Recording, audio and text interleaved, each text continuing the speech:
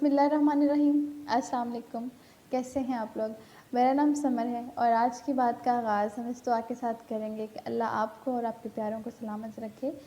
और आज जिस टॉपिक पे मैं आपसे डिस्कस करना चाह रही हूँ या शेयर करना चाह रही हूँ, ये कुछ दिल की बात भी है और कुछ हमारी सोसाइटी का अलमिया भी है।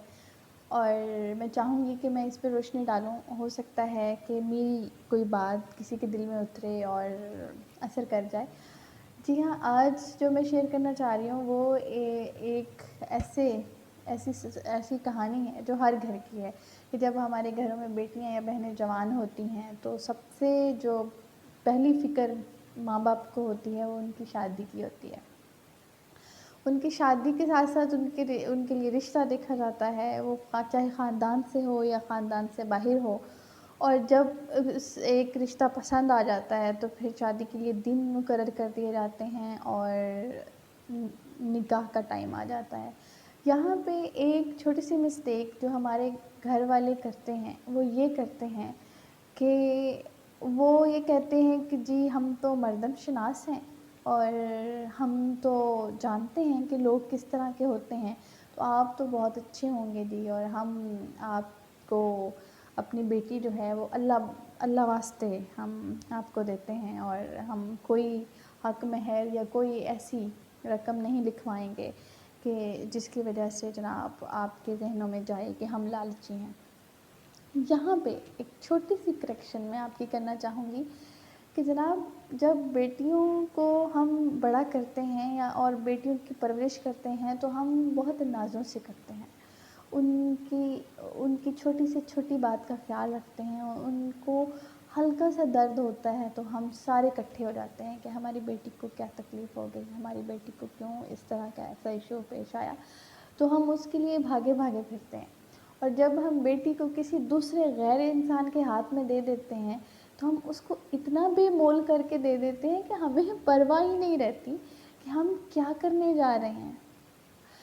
और सबसे बड़ी बात, जब हम बेटियों के रिश्ते करते हैं तो हम ये सोच रहे होते हैं कि हम अपनी बेटी इस घर में देंगे तो जी हमारे रिश्ते जो हैं वो मज़बूत होंगे और दोनों ख़ानदान आपस में जुड़े रहेंगे।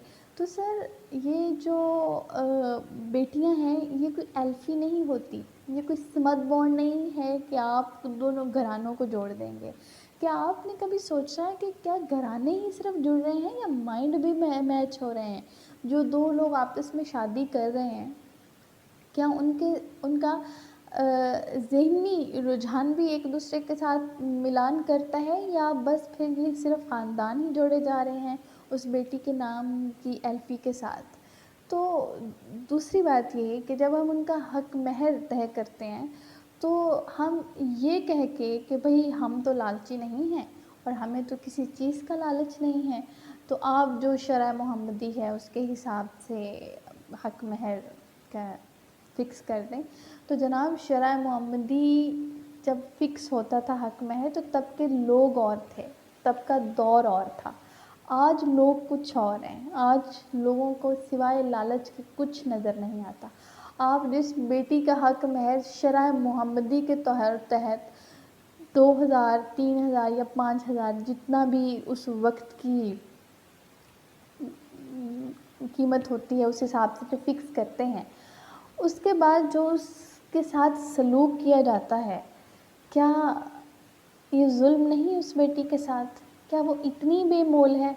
क्या उसकी इतनी भी औकात नहीं कि जब उसका हक महर फ़िक्स किया जाए तो कम से कम इतना तो हो कि अगले इंसान को उसको तकलीफ़ देते वक्त, उसको ताने देते वक्त, उसको घर में ज़लील करते वक्त एहसास हो। क्योंकि पैसा जो है वो हर इंसान की ज़रूरत है, पैसा हर इंसान के लिए तकलीफ़ है। पैसा एक वाहिद चीज़ है कि जिसके तहत कोई भी इंसान तकलीफ़ में आ जाता है।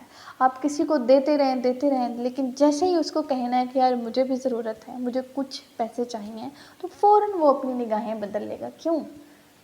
तब उसे नहीं पता होता कि मैं लालच कर रहा हूँ, तब उसे नहीं पता होता कि मैं अपने रिश्तों को महज पैसे पे फ़ोकियत नहीं दे रहा और पैसे को रिश्ते पे फ़ोकियत दे रहा हूँ।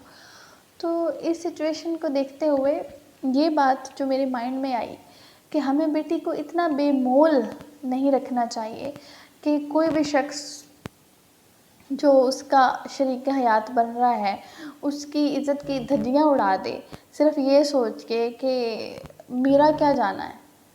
اس لیے آپ تھوڑا سا غور کریں اس بات پہ، اور جب اپنی بیٹیوں کی شادیاں کریں تو پلیز ایک معقول رقم جو ہے وہ حق مہر کے تحت لکھوا لیا کریں، تاکہ کل کو جب آپ کی بیٹیاں اپنے گھروں میں جائیں تو ان کو کوئی تنگ نہ کر سکے، ان کو کوئی ڈسٹرب نہ کر سکے۔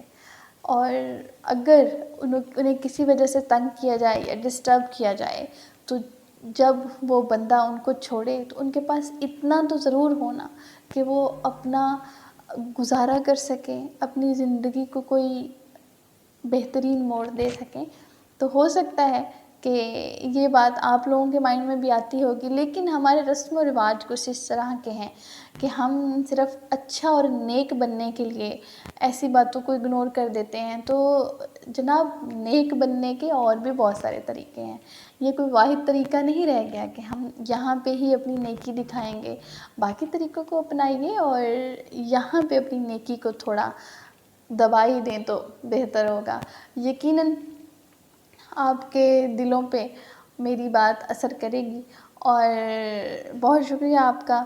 اور ہو سکے تو سبسکرائب کر دیجیے گا میرے چینل کو، لائک کیجیے گا، شیئر کیجیے گا، اور آپ کے جو کمنٹ ہیں ان کا مجھے انتظار رہے گا کہ مجھے معلوم ہو سکے کہ میری بات سے آپ کس حد تک اتفاق کرتے ہیں۔ Thank you so much.